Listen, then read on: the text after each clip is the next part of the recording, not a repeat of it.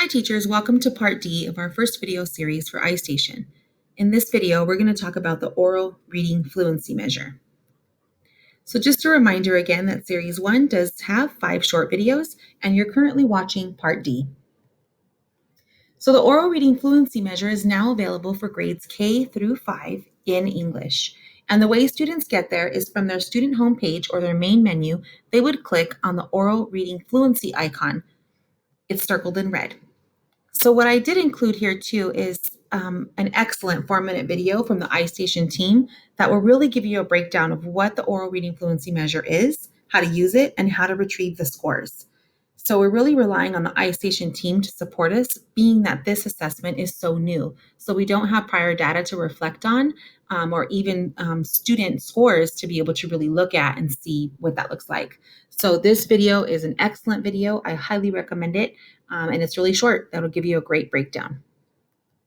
But let's talk about some of the benefits of the oral reading fluency. So typically in a classroom, when you give this type of assessment, you're giving this assessment one-on-one, teacher to student. So that usually requires some type of training for how to score it and how to administer.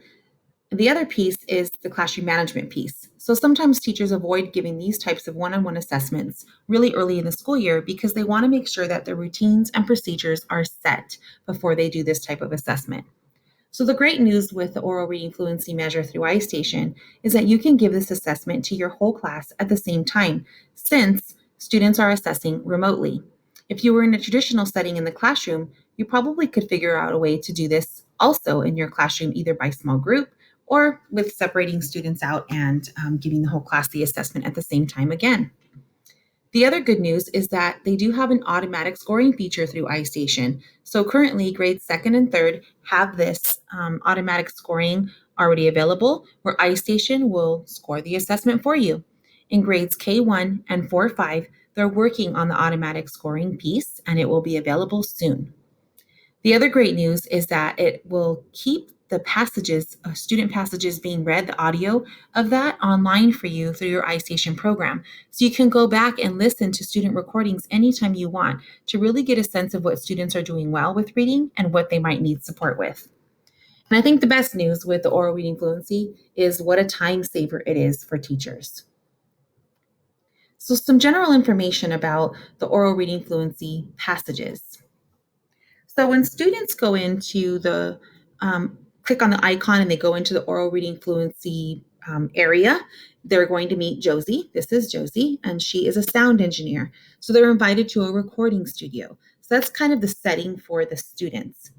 And when they get there, they're going to be exposed to 3 different passages. Those passages are a mixture of fiction and nonfiction.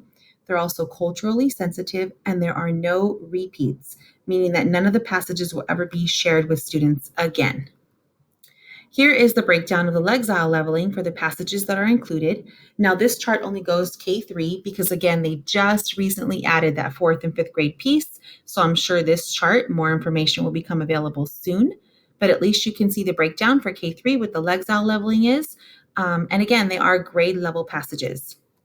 So students will simply hit the record button and they'll have 90 seconds to read each of 3 passages. So it's kind of how it works. So if you think about the Dibbles assessments we gave last year for grades K3, students were given 3 passages as well, but they had 60 seconds for each of those passages. The other thing that's a little different with Dibbles is there's no longer a retell piece, but it'll still be nice to have the data of how students perform and how they're able to read passages that are on grade level. Some more general information is that the iStation program does use voice recognition for that automatic scoring. And then teachers, even if you don't have the automatic scoring, if you're doing the manual piece, you can measure accuracy, rate, and expression. And keep in mind, teachers, if you're grades 2 and 3, you can also override the iStation scoring that they have for you in the program. So just some validity and reliability pieces here. iStation did do some research on how the ISIP compares to the Dibbles 8th. We did use Dibbles Next in Harupa, but I still think it's important to look at this. So you can see it's pretty close there in terms of the accuracy. And then the human versus auto scoring, you can see it's almost at 100%. So they must have a pretty good program embedded to help score the assessment. And this is just the graphs that correlate with that data above. Let's talk through some of the details. So the grade levels that have the oral reading fluency, again, are grades K through 5, English only. The grade levels that have to score the ORF by hand are grades K1 and 4, 5.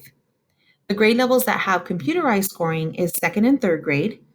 And remember, teachers, you can override that auto scoring if you don't agree or if you just want to score it manually. Now, here's what you can look forward to. Grades 4 to 5 will soon have that computerized scoring. They are saying that'll be here sometime this fall. Now, for grades K1, it's undetermined when that will be available for your grade levels, but I know that's definitely on the list of to do for iStation. Additionally, the Spanish oral reading fluency assessments should also be available this fall for grades K through 5. So great news. So here's what it looks like. This is just a small sample of how the scoring will look for the reports if you have the auto scoring available. And then just keep in mind there will be reports available also to be able to track progress over time. This one that just populated here, you can see the trajectory line. This student took the assessment in September and again it looks like sometime between January, maybe February. So you can see that the student has made some growth. So it's just a sample of one of the reports that are available, and there will be a separate video for specific reports like this one. So keep in mind that if you are looking at reports already, that the way you can find this data is on the ISIP summary report and the student summary handout. So another video for teachers is this one here. You can just click on the image to access the video. This will explain to you how to listen to the recordings from the students. So you can use that video and it will help you kind of navigate that piece, since again, this is really new for us. And if you want, one of the tips that our iStation team gave us is if you want to skip to the 3-minute mark on the video, you'll be able to see the demo. And it's only like a 4.5-minute video, so you just need to watch the last minute and a half. I've also included another link from our iStation team, which is a video for parents. So this one will just walk them through what it looks like from the student end and give them a little bit of background information about the oral reading fluency. And it's a little bit over 2 minutes. So just keep in mind again, the oral reading fluency measure is an assessment that teachers can give to students each month if they wanted to. And it's available again right from their student home screen. So keep in touch or keep kind of looking out for this next video series. The last one of series 1 is part E, and we're going to be giving you some parent resources so that you can help your parents with the iStation program from home. And the video from the ORF parent video will be part of that compilation. Thanks so much for watching.